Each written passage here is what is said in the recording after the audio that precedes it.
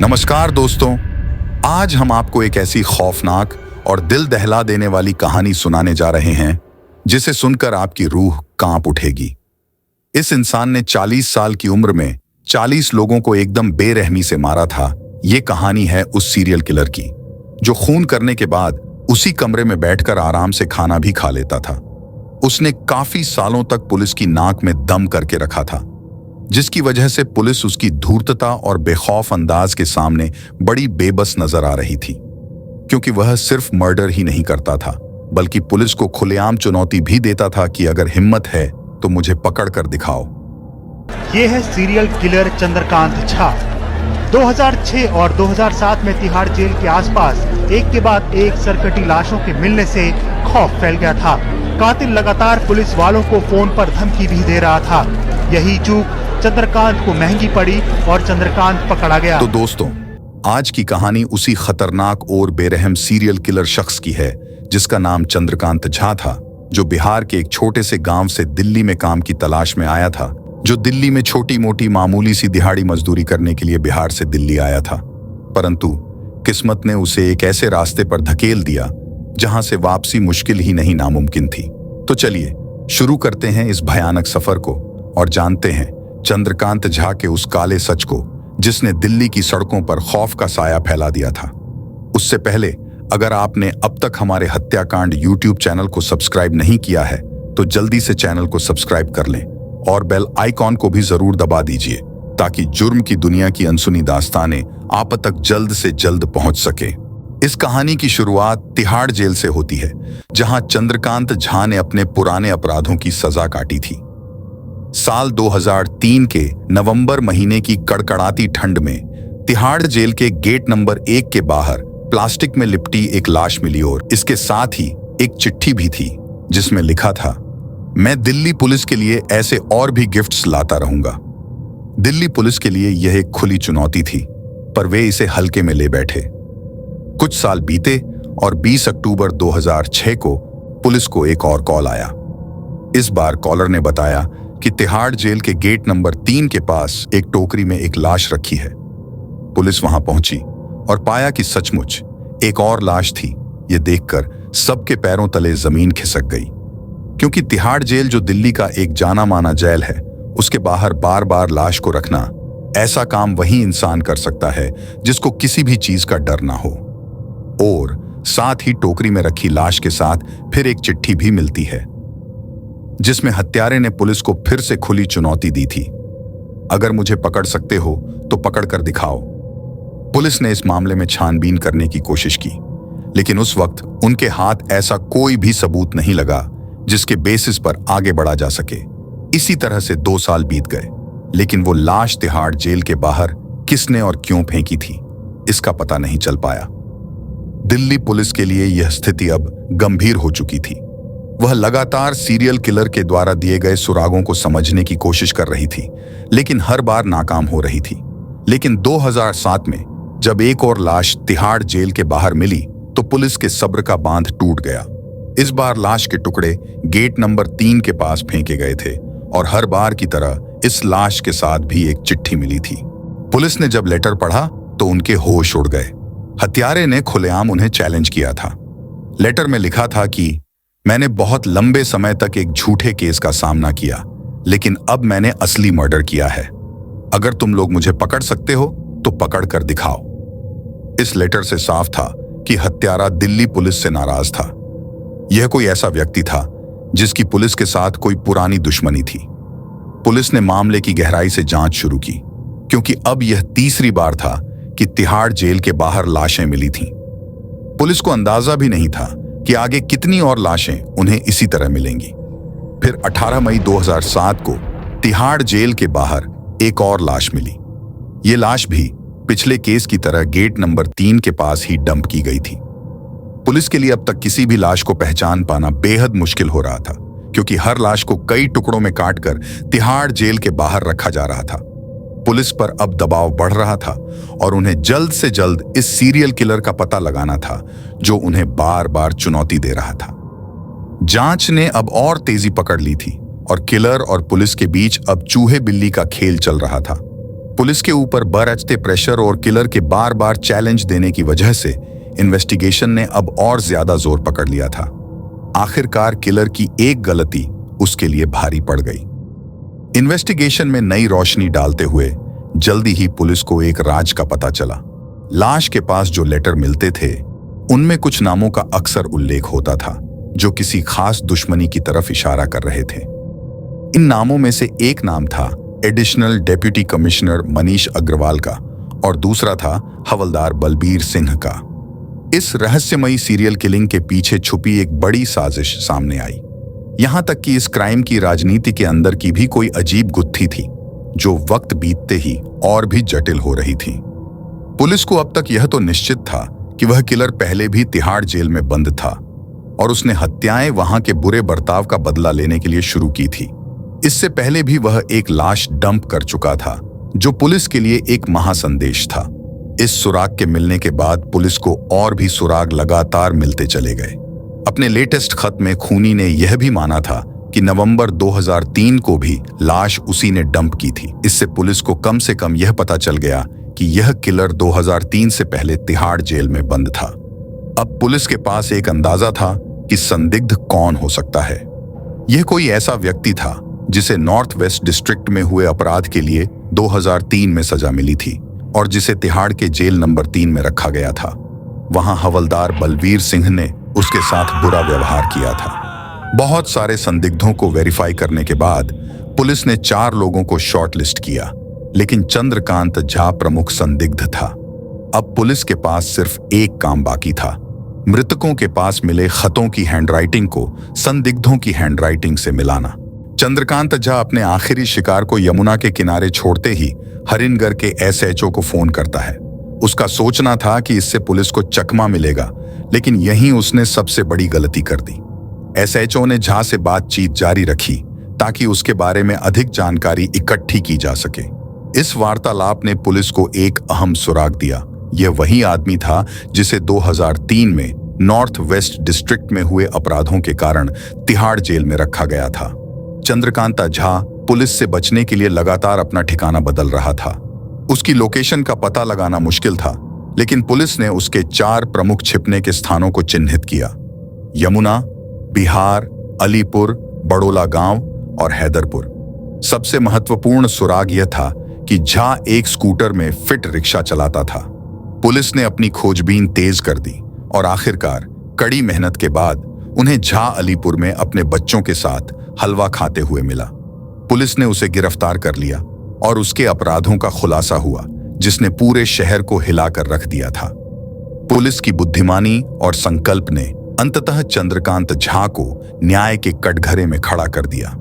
Police ने आखिरकार चंद्रकांत को पकड़ लिया और उसके घर की तलाशी ली। वहां उन्हें खून से सने चाकू भी मिले, जिन पर लगे खून का मिलान दिलीप मंडल के खून से हो गया, जो उसका सबसे ताजा शिकार था। चंद्रकांत की हैंडराइटिंग एक ऐसे खत से मिल गई जो उसने तिहाड़ जेल के सामने एक लाश के साथ छोड़ा था। दिल्ली के सबसे खतरनाक और निर्दयी कातिलों में से एक अब पुलिस की गिरफ्त में था, लेकिन असली रहस्य तो अभी सामने आना बाकी था। चंद्रकांत को गिरफ्तार करने के बाद पुलिस उसके मकसद को जानने के लिए बेताब थी। आखिर वो कौन लोग थे जिनका कत्ल चंद्रकांत ने किया था और क्यों? जैसे जैसे उसने अपनी कहानी बतानी शुरू की, पुलिस के सामने ऐसे राज खुले जिनके बारे में किसी ने सोचा भी नहीं था। सबसे पहले तो पुलिस को यह पता चला कि चंद्रकांत ने सिर्फ 3 ही कत्ल नहीं किए थे। तिहाड़ जेल के पास मिली 3 लाशें तो बस एक छोटा सा हिस्सा था। चंद्रकांत ने कबूल किया कि उसने और भी कई हत्याएं की थीं। उनमें से एक लाश को उसने मुखमेलपुर के सीवेज ड्रेन के पास 2003 में फेंका था। जैसे जैसे वो अपनी कहानी सुनाता गया, पुलिस को महसूस हुआ कि वे एक साइकोपैथ के साथ नहीं बल्कि एक मास्टरमाइंड के साथ बैठे थे। चंद्रकांत ने बताया कि उसने ये हत्याएं एक पैटर्न के तहत की थीं, जो सिर्फ बदला या गुस्सा नहीं बल्कि एक गहरे और जटिल मकसद के तहत की गई थीं। उसने बताया कि तिहाड़ जेल के पास लाशें फेंकना सिर्फ पुलिस को चकमा देने के लिए नहीं था, बल्कि इसका एक प्रतीकात्मक महत्व था। वह उन लोगों को मारता था जो किसी न किसी तरह से उसकी जिंदगी में अंधकार लाए थे। हर हत्या एक संदेश थी, हर लाश की एक कहानी थी। जैसे जैसे उसकी कहानी आगे बढ़ी, पुलिस को पता चला कि चंद्रकांत का असली मकसद एक ऐसा रहस्य था जो सुनने वालों की रूह तक कंपा दे। पुलिस के लिए अब यह मामला सिर्फ एक सीरियल किलर को पकड़ने का नहीं था, बल्कि उन रहस्यों को सुलझाने का था जो चंद्रकांत की जिंदगी और उसके अपराधों के पीछे छुपे थे। पुलिस उसकी गुत्थी सुलझा ही रही थी कि उसका एक और शिकार मंगोलपुरी, नॉर्थ वेस्ट दिल्ली के पास एक सुलभ शौचालय के सामने एक अज्ञात शव के टुकड़े के रूप में पुलिस को मिला था। वरना दिल्ली की 30 हजारी कोर्ट के पास से शुरू होकर शहर के विभिन्न हिस्सों में ये टुकड़े बिखरे हुए पाए गए। पुलिस के लिए सबसे चौंकाने वाली बात यह थी कि ये सभी विक्टिम्स चंद्रकांत झा के दोस्त या उसके सहकर्मी थे। चंद्रकांत झा का इतिहास भी रहस्यमय और जटिल था। वह गोसाई गांव की मिडिल क्लास फैमिली से था, जहां उसके पिता राधिका झा इरिगेशन डिपार्टमेंट में काम करते थे और मां चंपा देवी एक स्कूल टीचर थीं। चंद्रकांत का बचपन उसकी मां की कड़ी सख्ती और गुस्से के साए में बीता। चंद्रकांत के बचपन का एक और अंधेरा पक्ष था उसके 2 भाई जो CRPF और बिहार स्टेट पुलिस में थे। फिर भी चंद्रकांत ने अपराध का रास्ता चुना। उसकी मां की बेरुखी और गुस्सेल मिजाज व हद पार अनुशासन ने उसके मन में गहरे घाव छोड़े और बचपन से ही चंद्रकांत झा को कोई खास प्यार नहीं मिला था। पढ़ाई में भी असफल होने के बाद 8वीं क्लास छोड़कर वह दिल्ली आ गया और आजादपुर मंडी में सब्जी बेचने लगा। चंद्रकांत के जीवन में एक अजीब मोड़ तब आया जब उसने अपने साथियों के प्रति अविश्वास और क्रोध को अपने भीतर पनपने दिया। वह न केवल छोटी छोटी गलतियों पर गुस्सा हो जाता था, बल्कि धीरे धीरे यह गुस्सा उसके मन में एक भयानक उन्माद में बदल गया। चंद्रकांत सब्जी मंडी में एक साधारण दुकानदार था, लेकिन उसका जीवन पंडित नाम के सुपरवाइजर की वजह से मुश्किलों से भरा था। पंडित हमेशा दुकान लगाने के लिए भारी पैसा लेता था, जो चंद्रकांत को बिल्कुल पसंद नहीं आता था। एक दिन झगड़ा इतना बढ़ गया कि चंद्रकांत ने गुस्से में आकर चाकू से पंडित का हाथ तक काट दिया। घबराया हुआ पंडित तुरंत पुलिस के पास गया और चंद्रकांत के खिलाफ शिकायत दर्ज करवाई। इस वजह से चंद्रकांत को 3 साल की जेल हुई। जेल में हवलदार बलवीर सिंह ने चंद्रकांत को हर तरह से प्रताड़ित किया। बलवीर सिंह अक्सर उसके कपड़े उतरवाकर सबके सामने उसकी पिटाई करता था। इस यातना ने चंद्रकांत को अंदर से तोड़ दिया। जेल से बाहर आने के बाद चंद्रकांत पूरी तरह बदल चुका था। पहले जो संवेदनशील इंसान था, जो बिहार से आए इमिग्रेंट्स की मदद करता, लेकिन वह अब एक हिंसक व्यक्ति बन चुका था। उसने पुलिस और सिस्टम से बदला लेने का मन बना लिया था। उसने अपनी बीवी और बच्चों को पुलिस के डर की वजह से अपने आप से बहुत दूर रखा था। पहला बदला उसने पंडित से लिया। पंडित का मर्डर करके वह फिर से गिरफ्तार हुआ, लेकिन सबूतों की कमी के कारण छूट गया। इसके बाद उसने कराटे सीखकर अपनी आत्मरक्षा की तैयारी की। कुछ समय तक सब कुछ सामान्य रहा, लेकिन फिर एक दिन उसका साथी शेखर, जिसने उसे कभी शराब न पीने का वादा किया था, लेकिन वह झूठा निकला और सच्चाई यह थी कि उसे ड्रिंक करने की आदत थी। तब उसे बहुत गुस्सा आया और उसने सीधे जाकर शेखर से बात की। शेखर को उस वक्त तो चंद्रकांत का गुस्सा मजाक लग रहा था, लेकिन चंद्रकांत ने उससे कहा कि वो उसे झूठ बोलने की सजा देगा। शेखर ने इस बात को बिल्कुल भी सीरियसली नहीं लिया। इसीलिए शेखर ने मजाक मजाक में चंद्रकांत को चुनौती दी, लेकिन चंद्रकांत ने इसे गंभीरता से लिया। गुस्से में आकर उसने शेखर का गला घोंट दिया। चंद्रकांत को इस हत्या पर कोई पछतावा नहीं हुआ, बल्कि उसे यह एक कलाकृति लगी और उसने शेखर की लाश की फोटो भी ली। फिर उसने लाश को सीवेज में फेंक दिया। यह चंद्रकांत का दूसरा झांत मर्डर था। अब वह एक ऐसा व्यक्ति बन चुका था जो नफरत और बदले की आग में जल रहा था। उसकी कहानी एक खतरनाक मोड़ ले चुकी थी और उसके अंदर का शैतान पूरी तरह जाग चुका था।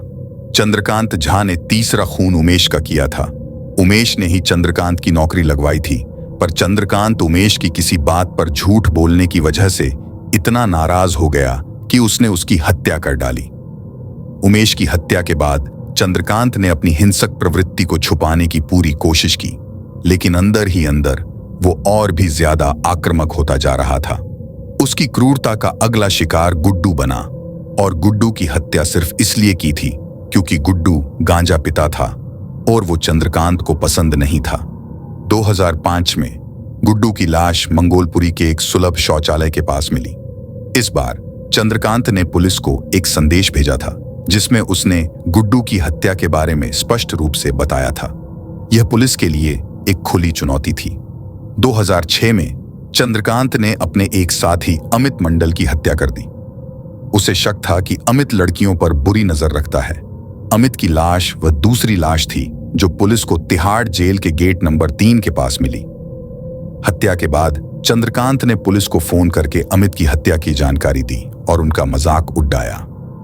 अप्रैल 2007 में उसने उपेंद्र नाम के एक शख्स को सिर्फ इसलिए मार दिया क्योंकि उसे शक था कि उसका अफेयर उसकी बेटी की किसी दोस्त के साथ है। उपेंद्र की लाश के टुकड़े दिल्ली के अलग अलग जगहों पर मिले थे। पुलिस पूछताछ में चंद्रकांत ने बताया कि हत्या के बाद चंद्रकांत आराम से अपने कमरे में खून से सने फर्श पर बैठा और उपेंद्र की लाश को घूरते हुए उसने खाना भी खाया। फिर मई 2007 में उसने अपने दोस्त दिलीप को मार दिया क्योंकि उसने चंद्रकांत के कमरे में नॉनवेज खाकर झूठी थाली को वहीं छोड़ दिया था। दिलीप की लाश ही तीसरी लाश थी जो पुलिस को तिहाड़ जेल की बाउंड्री के पास मिली। ये घटनाएं दर्शाती हैं कि चंद्रकांत कितना निर्दयी और मानसिक रूप से बीमार था। लेकिन चंद्रकांत का आतंक यहीं खत्म नहीं हुआ। एक दिन उसने जाधव को अपने घर बुलाया। जाधव ने देखा कि चंद्रकांत के कमरे में 3 लोग रस्सियों से बंधे हुए थे। चंद्रकांत ने जाधव से कहा कि उसे इन तीनों को मारने में जाधव की मदद चाहिए।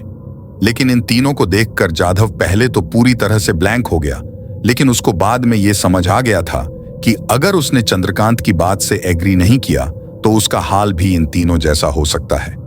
जाधव ने अपने आप को संभाला और कहा कि वह तभी मदद करेगा जब उसे चंद्रकांत खाना खिलाएगा।